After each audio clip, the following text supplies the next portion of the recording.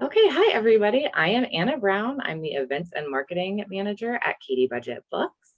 If you're not local to us, we are an independent bookstore on the outskirts of Houston, Texas, in what used to be a little town called Katy, but now is really kind of a suburb of Houston. We have been around for 38 years this October.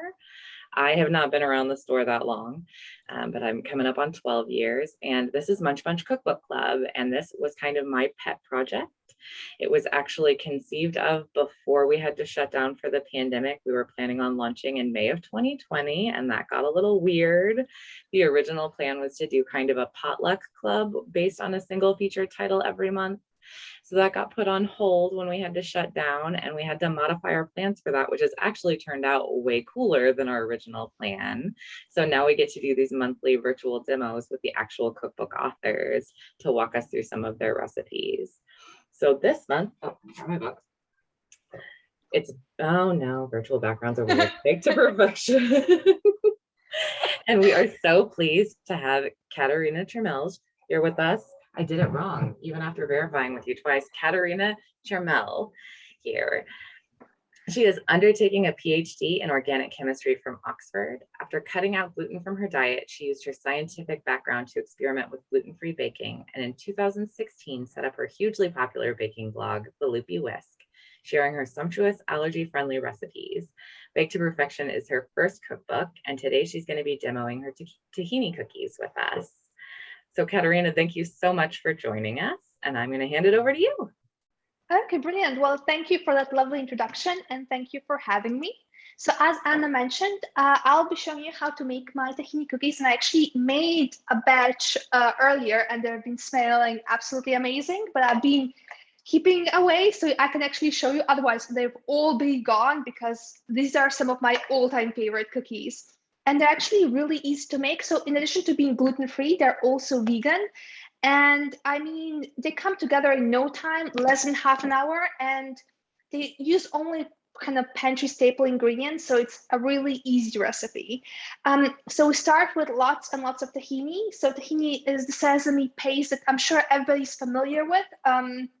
From hummus, but actually tahini is absolutely amazing in sweet treats. So in addition to these cookies, you can swirl it into brownies. It just gives the most amazing flavor. So just basically pop that in. And then, so depending on whether or not you want your cookies to be vegan as well, you can use either maple syrup or honey as sweetener. So I'm today using honey, but it works just as well with maple syrup. So basically this recipe, all you need to do is just mix everything together. There's no creaming, nothing like that. It honestly couldn't be any easier. So just for additional lovely flavor, I'm also adding some vanilla bean paste. I think you can nowadays get it pretty much everywhere, but if you can't, vanilla extract will work just as fine. Now, in the book, I do say use half a teaspoon, but I honestly never measure vanilla. If a bit more goes in, I mean, nobody will complain. And then just stir it all together. So it's always, whenever I make this recipe, it's always interesting because you start with these quite liquidy ingredients. And then for whatever reason, I don't know the chemical reaction that goes on, but you'll notice that as you mix together the honey or the maple syrup and the tahini, the mixture will start stiffening, which I find really fascinating. And I always say I will look into what's actually going on. I never do. But anyway, so that's our wet ingredients done. And then mix together the dry ingredients. So have almond flour. You can use also finely ground almonds. The only difference between ground almonds and almond flour is really that almond flour is made from blanched almonds. But if you can't find almond flour, ground almonds are perfectly fine. And then we'll add a bit of baking soda. That will cause the cookies to spread a bit and puff up in the oven, and also a bit of salt just to bring out the flavor. And then just mix it all together just to make sure that your baking soda is evenly distributed within the dry ingredients. And then really all we need to do is add our dry to the wet, mix it all done. I mean, I don't think it can get much easier than that. So in general, this recipe will work with pretty much any type of tahini you use. I do know that sometimes if you get a particularly oily tahini that is super liquidy, if it separates out, maybe don't use all the oil in this recipe because the cookies might be a bit oily. But in general, if your tahini is super runny and the cookie dough mixture doesn't come together, so it's maybe a bit too soft, what you can do is two things: either pop it in the fridge for 15 minutes or just add a teaspoon or tablespoon more almond flour. But I've tested this recipe with several different tahini brands and it always works well, so it shouldn't be much of a problem. And I mean, this recipe is actually one of the popular ones from the blog that I decided to include in the cookbook. And it's been made from people all over the world and many, many different tahini brands. So it should work. So don't need to worry too much about, the specific tahini brand. And so as you mix, the dough will eventually come together. So it should be fairly firm. And then all we need to do is, so I mix together white and black sesame seeds. Now I can, here in the UK, it's fairly easy to come by black sesame seeds. If you can't find them, it's perfectly fine to just roll it in white ones.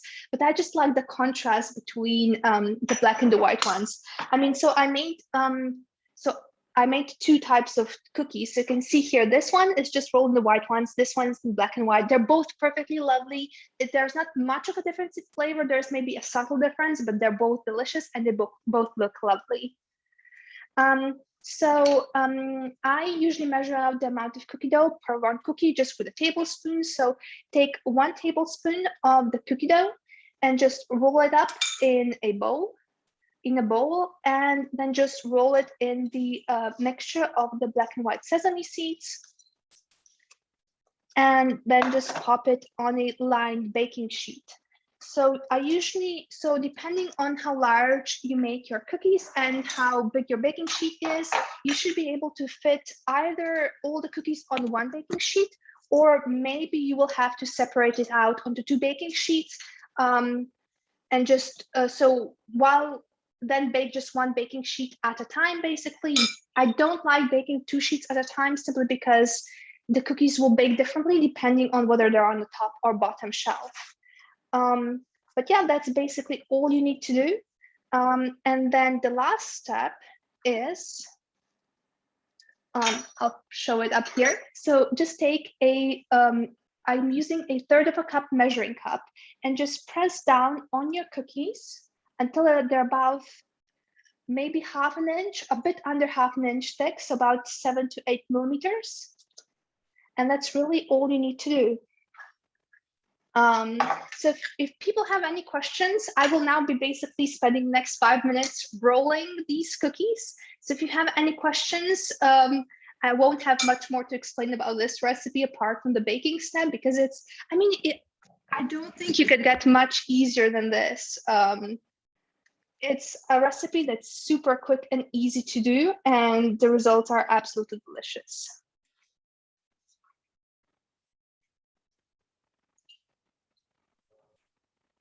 Well, I'm just kind of curious. So it says in your bio that you were using your scientific background to experiment with gluten-free baking.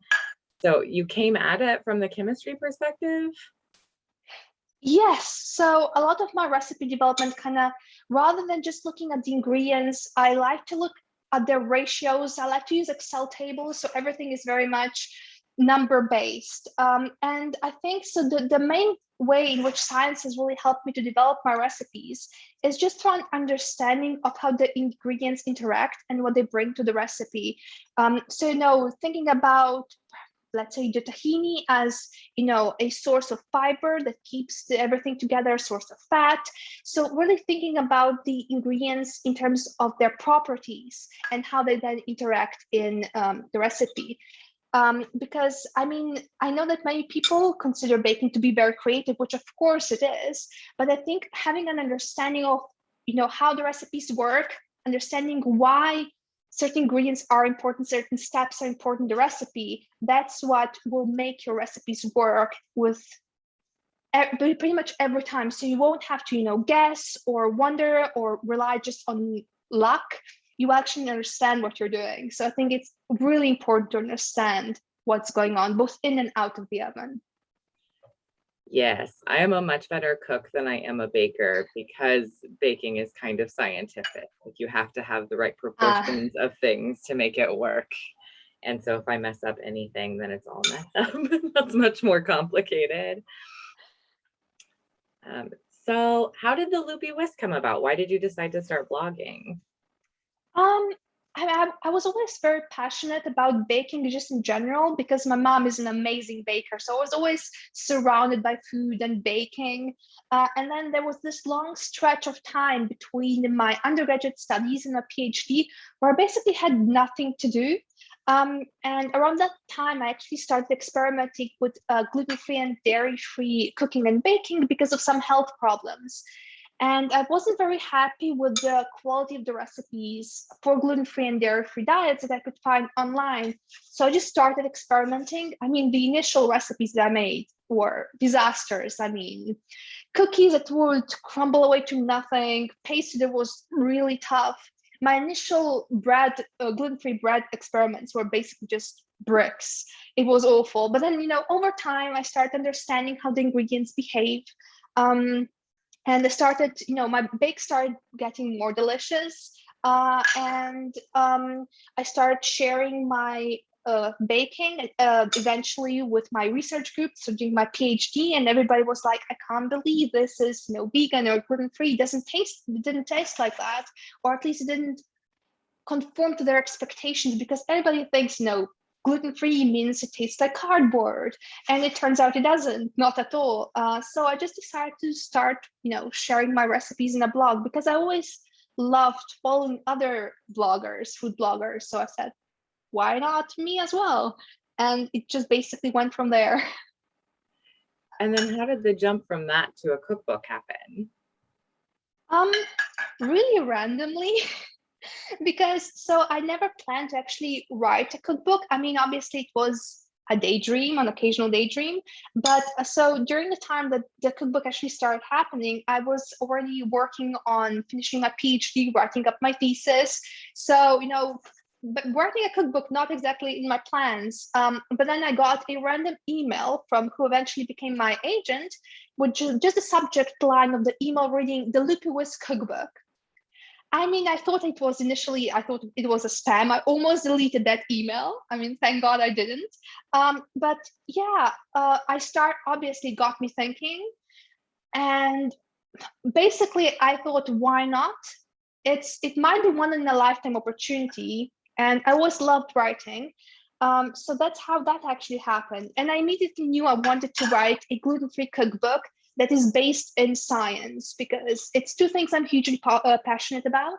And also, I've always loved sciencey cookbooks, but I noticed that there weren't many science-based cookbooks specifically for dietary requirements or for gluten-free. Everything was about general baking or general cooking, but I think gluten-free baking science is incredibly fascinating, but also because you're working with a slightly unfamiliar set of ingredients, understanding how they behave is even more important, because most people know how to behave with, standard all-purpose wheat flour. Gluten-free flours are a whole different, ball game. Yeah, that was a very convoluted answer, but. And attendees, feel free to put in any questions in the Q&A box.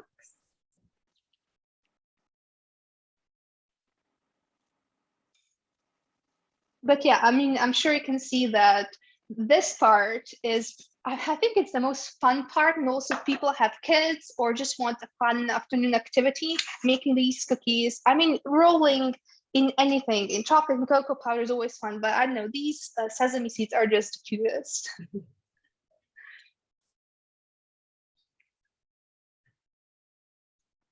Yes, I have two little kitchen helpers at home, and this recipe was great they could sort of help with almost all parts of it. Yeah.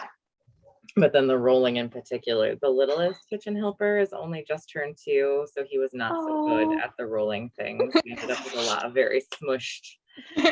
But my middle son, who is my real kitchen helper, loves that stuff, and he's getting very precise now. So I have enjoyed watching that. Oh, that's wonderful. I mean, the good thing about this is because everybody is always tempted to snack on the cookie dough. And I mean, I know, especially if there's raw eggs or raw flour, you might be slightly hesitant. This one doesn't have any, all-purpose flour, no eggs, so you can snack away. I mean, it might result in fewer cookies, but at the same time, nothing to worry about. Oh, we've had a question come in about tahini, that it Yeah. doesn't say on the jar that they bought that it needs to be refrigerated after opening. Does it need to be refrigerated after opening? So I usually stay on the safe side and just refrigerate it. I do that for pretty much any jars of peanut butter or tahini that I buy. I just keep it in the fridge. Especially if you know that you won't use it up immediately, I just prefer to keep it refrigerated just to be on the safe side, especially now during summer when days can get quite warm, even in the UK. I think it's just, stay on the safe side because I mean, it's not the same as nuts. I'm not sure whether they can get rancid, but I just prefer to, better safe than sorry. And my tahini was left over from a previous recipe we made, and so I had refrigerated it. It seemed really thick after being refrigerated. Does it just need to be left at room temperature to kind of smooth out again for a while? Sometimes, so two things can basically happen. What I found with tahini, one is that the solids, the fibrous part settles. So you have this liquidy part that's quite oily, and then the more solid part at the bottom. So in that case, if that happens, just mix it up. And because it does contain some fat, which probably some of it is saturated, it does firm up slightly in the fridge, much like peanut butter would do. So that happens, and if you need for it to be quite runny, definitely just leave it out of the fridge for a while. I mean, I've kept, so the one that I used today, I kept it in the fridge and it stayed quite liquidy, maybe a bit more, maybe a bit thicker, but just keep it out of the fridge for a while, maybe 15 minutes before you start baking, and that's it. So that's all my cookies done. So depending on how big your roll, your cookie dough balls, you can get about 14 to 16 cookies. But I mean, it won't matter hugely for the baking time. They're done in about 8 minutes. So technically, I should be chilling this in the fridge for about 15 minutes. So if you're at home, follow the recipe. I won't bore you with 15 minutes of chilling, so I'll just pop them into the oven, and they're done in about 8 minutes. So the main difference if you do or don't chill them is that if you don't chill them, they might spread a bit more. So I like to keep them from spreading too much because then you get this nice thickness and they stay quite chewy. But I mean, it won't be the end of the world if you're in a rush and decide to skip the chilling. It's not like chocolate chip cookies where you do have to chill it, otherwise you're just left with a mess that spreads into a pancake. This won't happen here. Is that why my chocolate chip cookies spread into pancakes? I mean, if you're not chilling, I mean, unless you specifically use a no-chill recipe that has been, optimized for chilling step. If the recipe says chill for like an hour or overnight, and if you don't do that, then yeah, that's probably the reason. I just have my mom's handwritten recipe and she didn't put anything on there about chilling them, so I have not been. So that's good to know. Yeah, I mean, with chocolate chip cookies in general, if they're spread to pancakes, you're not chilling them enough, or you're using too much either sugar or fat. Those are the things that make them spread. But yeah, I mean, the first thing I would try is just try chilling them. I think mine chill for a total of at least 2 hours, but the flavor, the shape, everything is better even after overnight chilling. Okay. Yeah. See, baking science. Science was not my strong suit. Okay, so your You have wrapped up your PhD, or you are getting ready to wrap up your PhD at this point? I actually finished my PhD back in December of 2020. So in the book, it still says we'll hopefully finish her PhD by the time this book is published. And that's because the manuscript and everything was written when I still wasn't sure whether I would have to have an extension because of COVID. But no, I managed to finish it, and it was just a huge relief. So I assume with that, you're going to be going into a science career. Do you intend to keep doing the blog and doing the baking and all of that, even as you move more into the science field? No, actually, well, I will still be using my science, but actually only for recipe development. So I decided to solely focus on the food blog, on developing recipes, and hopefully write more books in the future. But yeah, for now, I'm just focusing on the food side of things. Awesome. Yeah.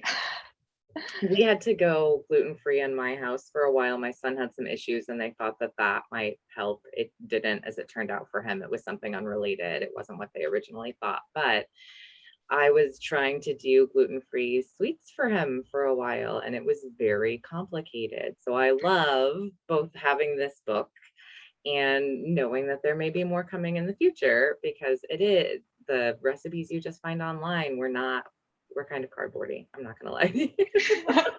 And also, I mean, it's also the things you can buy in the store. I mean, gluten-free bread that you buy in the store by now is known to A, taste like nothing, and B, the sliced bread just comes with these really weird holes in the middle. And the slices are always so much smaller than, the regular bread you can buy. So, I mean, I almost never buy, just gave up on it and just make everything myself. It tastes better. I think if you probably look at the costs, I think considering the quality, if you make it yourself, I think it also comes out better price-wise. So I just don't see the point of, buying something in store. It just doesn't taste right.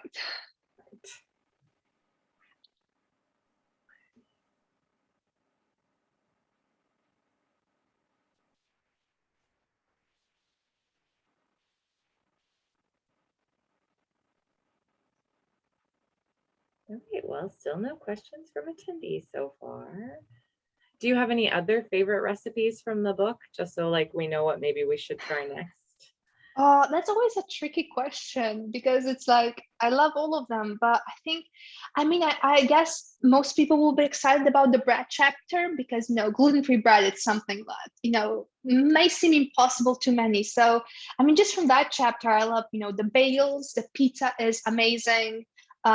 Gluten-free cinnamon rolls that actually are fluffy and soft.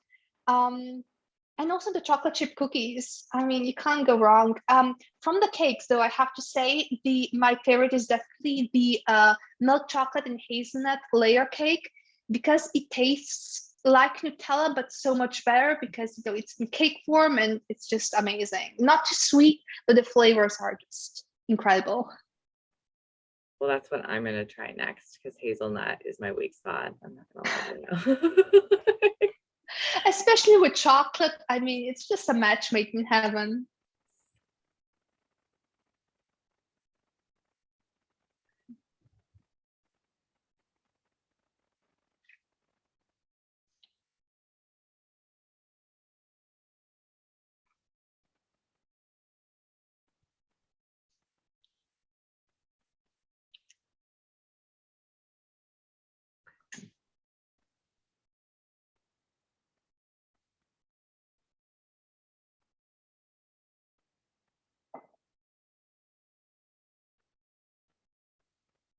But yeah, if people are feeling shy, I'm happy to answer any questions about gluten-free baking, or if people are more interested in the vegan side of things, I also do vegan cooking, baking.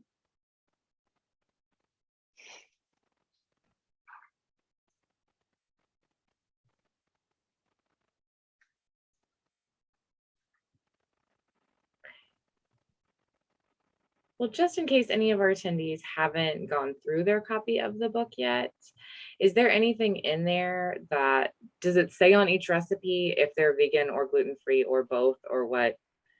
What So this exactly? specific, this book is actually predominantly just gluten-free. It does contain dairy and eggs for the most part. So there are a few vegan recipes like these tahini cookies, and in the bread chapter mainly because most of the especially baguettes or artisan style loaves they are naturally vegan already. So here it doesn't say which recipes are vegan simply because there aren't that many of them. But I do have many vegan recipes on my blog, and they're very clearly labeled. There's a whole vegan section on the blog, and I'm planning many more vegan recipes in the following months. So plenty to choose from.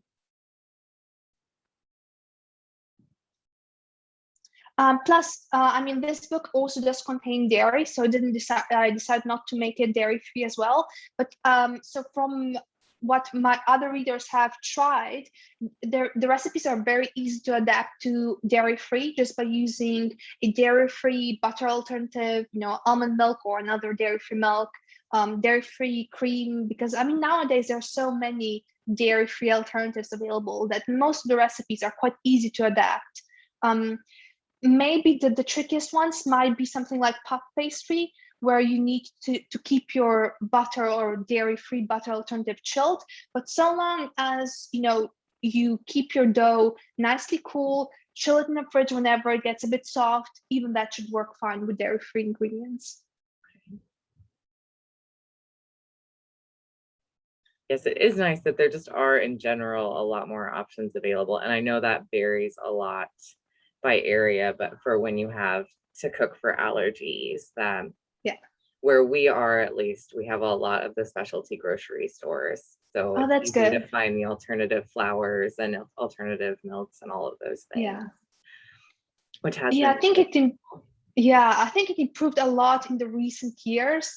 I think just a few years, maybe 10 years back, I know like things like xanthangum or psyllium husk, they were like strange words that didn't mean much to, the average person. But nowadays, at least in the UK, you can get xanthangum in pretty much every store, like normal grocery store. Psyllium husk might be a bit trickier to find, at least here in the UK, but it should be available in most health stores, or just from online. Should be fairly easy to find.